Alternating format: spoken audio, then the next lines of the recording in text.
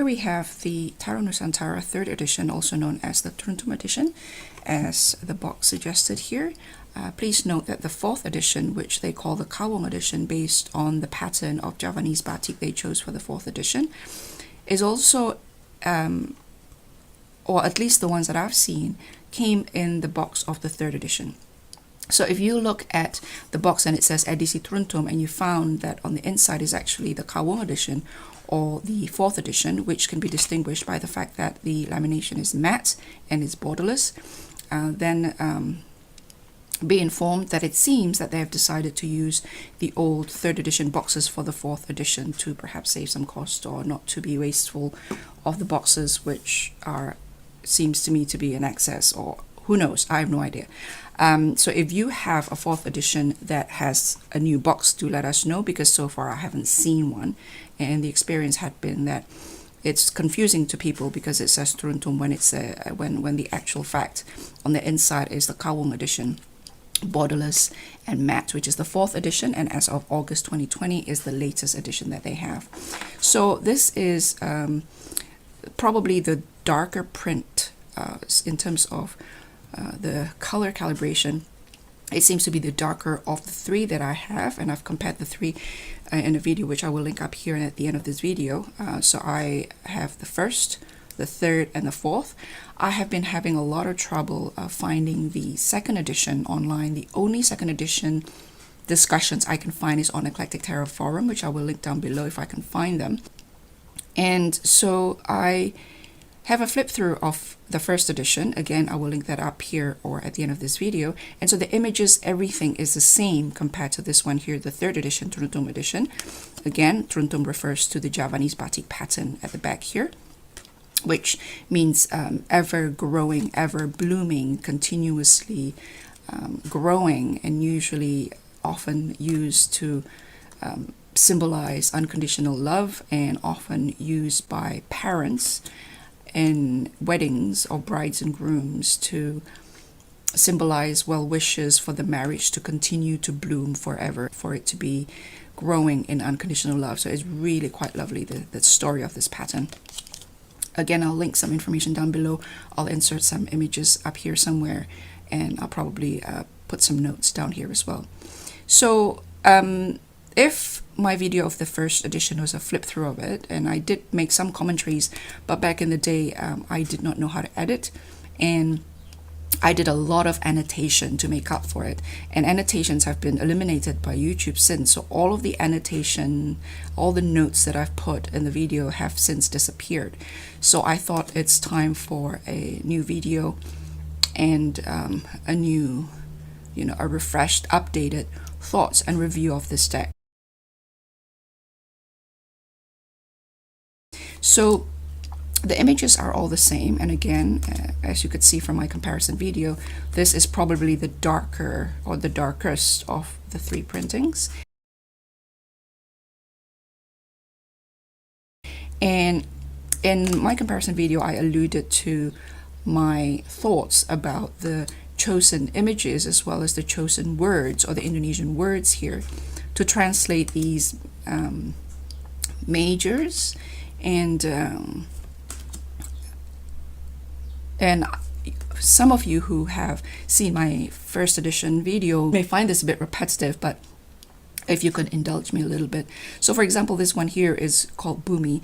That's translated to earth, which I thought would have been a bit more appropriate if it says Dunia, which is translated, Dunia means world. So the world or the universe, I thought Dunia would have been more appropriate than Bumi, because Bumi is earth. And for example, another one is Pengadilan Terakhir, is basically last judgment. And so that's a literal translation of judgment, I suppose, according to the Rider Waite Smith. So that is arguably the more accurate translation of the last judgment. However, a lot of us have, looking at the European take on this card, which is the angel or the trumpet calling. So it could be the angel, the calling, resurrection. And a lot of us, myself included, take this away from the last judgment aspect of the story and more on the resurrection or calling calling into a different world, calling into a different existence. And so for me, pengadilan terakhir sounds really harsh because it's not only judgment, it's the last judgment in the biblical sense. And I'm not quite sure if the Al-Quran has the same story about the last judgment. But so that's, that's that. Personal preference, really. Matahari, it's the sun. This one here, bulan, is the moon. And bintang is the star. And Manara is the tower. And this one I've mentioned, Setan or Shaitan in the Arabic tongue, I believe, is the devil in a way that we understand the mystery of the devil or the story of the devil in tarot, which has a really different undertone. I'm not quite sure what the Indonesian word would be. This obviously is a completely image by image take on the Rider Waite Smith here. So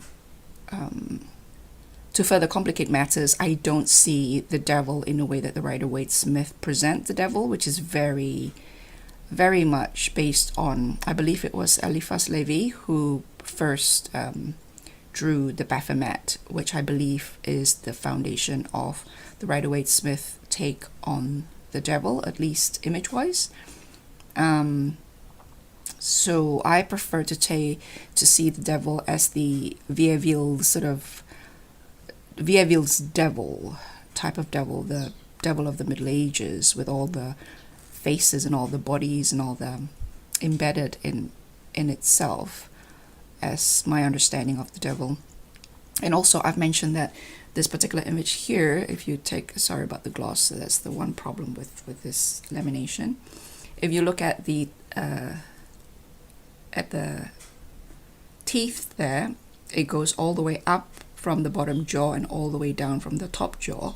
This reminds me very much of RANGDA, which is a Balinese depiction of the demon queen, leader of the world of black magic, and she ate children, and the rest of it. It just and I understand that this is their poetic license here. As you can see, the bat wing obviously isn't part of RANGDA. In the newer version, you could see the ram's horn, which I thought was an interesting addition to this figure. So I understand that it's poetic license, but word. And the figurine, some people when this first came out said that it's very skinny, these very skinny people. It's because they're modeled after wayang. It is a stylistic approach to depicting humans in the ancient world of Java, which is very much influenced, not only Java, but the surrounding regions are very much influenced by the ancient Hindu kingdoms, the Sanskrit world, with the Ramayana and Mahabharata, part of our mythology as well. And the Republic of Indonesia used to be part of a large ancient Hindu kingdom. The SRIWIJAYA, I believe, during the Majapahit era, they become Muslim, but I have to check my facts on that. So that's the skinny figurines, and you see the colorful textile on each. Figures here are adopted based on the textile of the various people of Indonesia. Indonesia is part of consists of a lot of ethnicities, a lot of religion, and a lot of cultures, actually. So they have different traditions, they have different cultures in a way, a bit like India and a bit like a lot of parts of the world, like that textile over there, for example. That's not Javanese. That's, I think, is part of the western side of Indonesia. I could be wrong, the west or the eastern side of Indonesia. And so here you could see the Balinese checkered cloth there. So that's not Javanese. And then I'm not very familiar outside of Java and Bali. I'm not very familiar with their textile. So this one here, I think, is from the eastern part. So kesederhanaan for temperance, for example, for me is again an awkward translation, because kesederhanaan means modesty or simplicity. it's, you kind of sort of tone things down. It's the opposite of flamboyant. It's the opposite of luxury. So it doesn't, with temperance, you can apply it to the process of tempering iron, for example, that changing the molecular level of something, and that contributed to the conversation about alchemy. Kesederhanaan, as a translation for temperance, modesty, simplicity, that doesn't quite lend itself very well to changes on a molecular level. So on some level, kesederhanaan is part of temperance, but temperance is not kesederhanaan. Do you know what I mean? So the scope of kesederhanaan as a word, modesty, simplicity, as the translation of temperance, I felt was quite limiting. This one, kematian, is death, so that's quite straightforward. Lelaki yang digantung. I know that hanged man is very masculine with the fact that we use the word man, but in English, the use of the word, man like that, or salesman, or hanged man, or it is man's greatest need to, the word man have been used so much to represent both genders, all humanities, that it doesn't sound as harsh. When in Indonesian, when you say lelaki, it's very explicitly male, because our pronouns, for example, is not gendered. So we don't have he or she. We have just the one word, dia, or beliau, to refer to somebody higher status or somebody respectful. You'll say beliau. You don't call a president dia, for example, because that's too casual.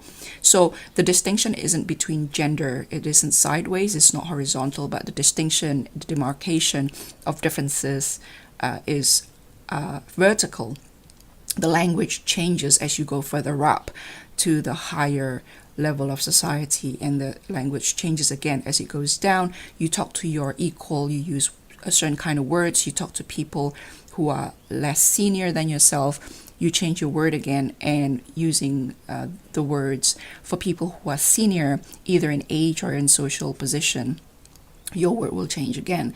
So lelaki yang digantung sounded really, really masculine, very, very gender specific, in a way that hanged man doesn't as much. And so that bothers me a little bit.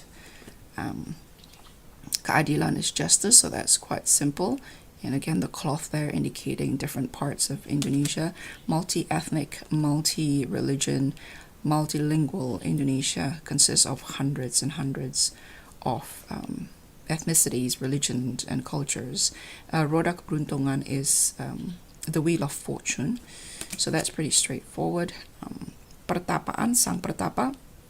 I've mentioned the word pertapa or the term pertapaan. The concept of a hermit is quite different in the Indonesian language, and I've mentioned that in my discussion of the hermit card, and I've given you some example about how pertapa in the Indonesian culture, or at least in Javanese culture that I'm more familiar with, I can't speak for the other sides of the island, I suppose, not as much anyway, is that you go into seclusion to re-emerge a very magical being. You become Sakti. Sakti is somebody, a magician, a really powerful magician, but also a mystic at the same time. So it is a cultural concept that I find it really hard to translate into English, because I don't think the concept existed. It's a combination between a magician and a hermit, is what pertapa would have been in the context of the Indonesian culture. So I'll link again that video up there at the end of this video. Kekuatan, so that's strength, quite straightforward. Kereta perang, this is quite interesting for me, because it's literally war chariot. It's not just chariot, it's war chariot. Kereta perang. And again, the cloth there indicates an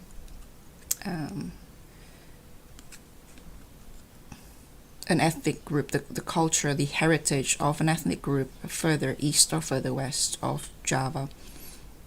Indonesia is multi-ethnic, multilingual, and multi-religion, multilingual, multi-religious, but is very much dominated by Java, I have to admit.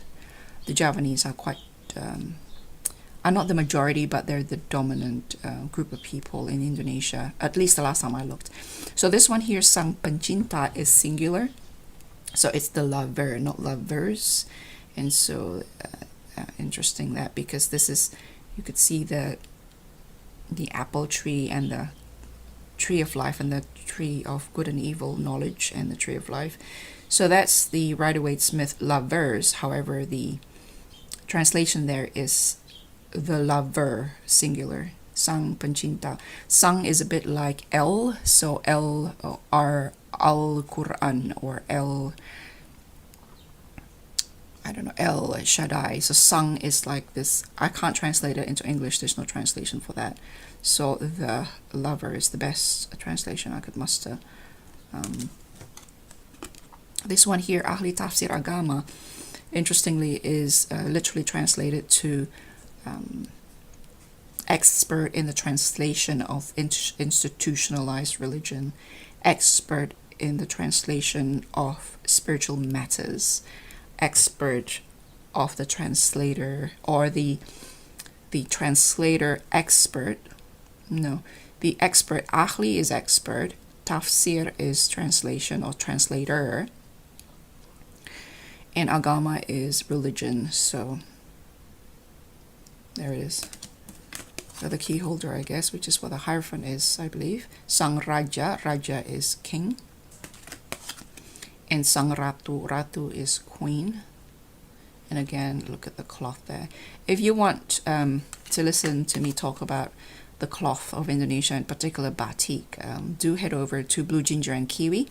The link to that video, the link to that channel is on my featured channels on my homepage. Pendeta Wanita. Pendeta is priest. Wanita is woman. So women is Wanita Wanita. Wanita is one woman. So Pendeta Wanita is a woman priest. And yeah, Pendeta is also what we call Christian priests, but we don't call Buddhist. Do we call Buddhist or Hindu priest Pendeta? I'm not sure, but definitely for Protestant priests, we call them Pendeta. For Catholic priests, we call them, I don't think we call them Pendeta. I can't remember now. It's been a while. It's been 3 decades since I left Indonesia. So anyone who knows that, please feel free to comment down below. And so this one here, Sang Pensulap, is what I've alluded to my comparison when I was comparing the 3 editions. Sang Pensulap is more like a magician, perform magician, rather than this magic as we understand magic when we talk tarot. That would have been Shakti. I think the sense, those who can speak the language, please let me know. You pronounce it Shakti, and for us, we say Sakti, so we just lost the sh. But it means the same thing, or it means something very similar. In Indonesian, Sakti means magical, but not only magical, it's also, there's an element of mysticism in the magic. And so Sang Pensulap doesn't capture that. Pesulap is more a stage magician, is more, you know, let me show you some tricks with the cards and I'll pull a bunny rabbit out of this hat, that sort of thing. At least my understanding. Again, it's been 3 decades since I left the country, so anyone think otherwise, please feel free to comment down below. And this one here, Sidungu, again, as I mentioned in my comparison video. You know, Sidungu sounds a bit more like the idiot rather than the fool. The fool has a sort of romanticized idea of being innocent. Dungu is more stupid, idiot. So what would be the equivalent of the fool, as in the innocent fool in Indonesian? I'm not sure. Again, if anyone disagree with me, who speaks the language, who speaks both languages, Indonesian and English, please feel free to comment down below. So that's the majors. And so the other thing I would like to mention is that this is not really a pedang. This is a keris, and a keris is a blade instead of a sword. And so the length of it, which you often see, which you see depicted in, say, the images here, are actually elongated beyond its actual keris. So that's artistic license there. I understand it's a mixture. What I'm saying is that I don't believe a keris in this length, in this shape, actually exists in reality. Again, if you know any different, please let me know. But I've never seen a keris this long, because it is actually a blade, and I will put an image in here somewhere to show you what it looks like. A keris is also a very magical, it's part of a tool of magic in the ancient Javanese magic. So I'll be very interested to see.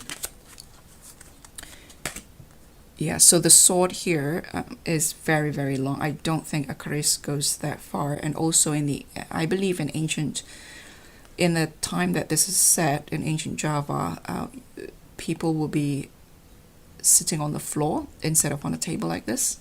And of course, all these are the tools of Western esoteric magic more than Javanese or Indonesian or Eastern, quote-unquote Eastern.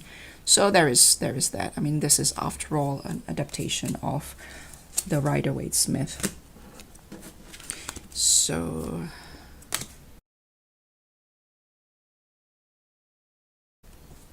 again, look at the cloth there. It's quite wonderful how.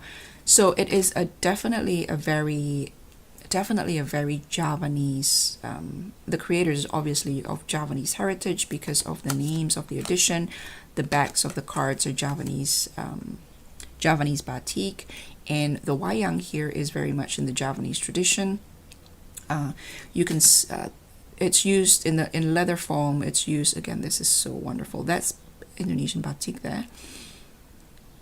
The Indonesian, the shadow puppet uses leather wayang or wayang kulit, and the puppet wayang is wayang golek. Golek simply means puppet.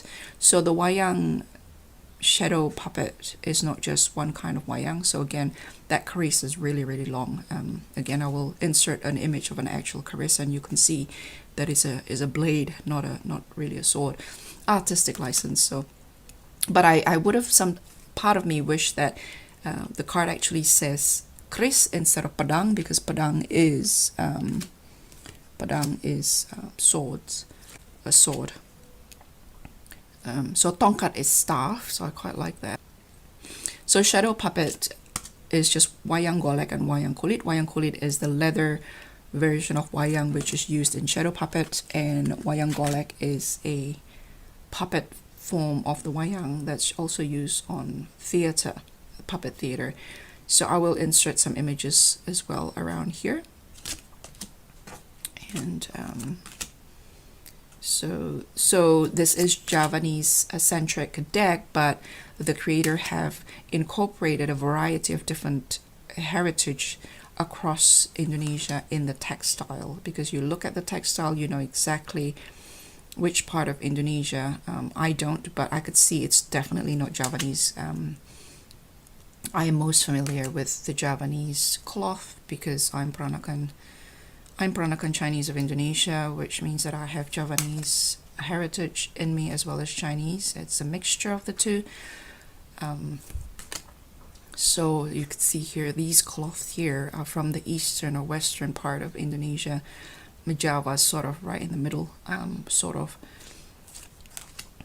So again here, this is probably songket, I'm not sure. That's definitely from the eastern side of Indonesia there. I actually have this cloth. Again, if you want to hear me or see some cloth or hear me talk Indonesian traditional cloth, let me know and I'll post some videos over at Blue Ginger and Kiwi.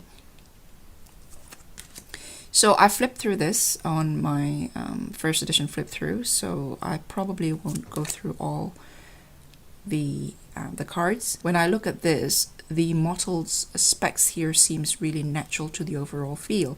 So again, the overly elongated keris there, because they are calling it pedang, they're calling it swords here instead of keris.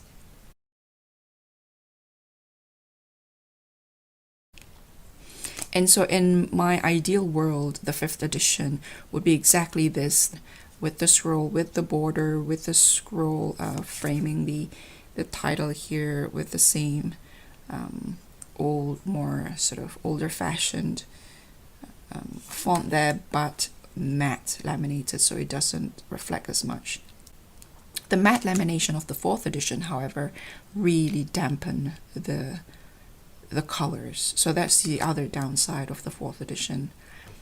The downside of this edition, of course, is extremely glossy, and none of these cards, none of these editions, except for the first, are extremely well printed. The cardstock aren't very good, the lamination aren't very good. So overall, sadly, the production value isn't that great. None of them are, and I think the best is still the 1st edition, and maybe, depending on your aesthetic preferences, the 4th potentially, because of the borderless, the cleaner font, and the matte lamination.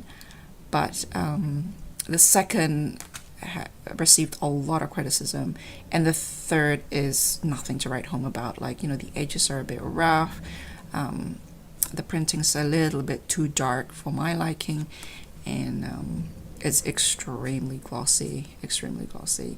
And to be honest with you, I think that the pendulum and the pouch are unnecessary bulk to shipping costs, especially for those overseas. And so my wish for the 5th edition, if they are ever going to do a 5th edition, is that there can be made available deck only without the trimmings to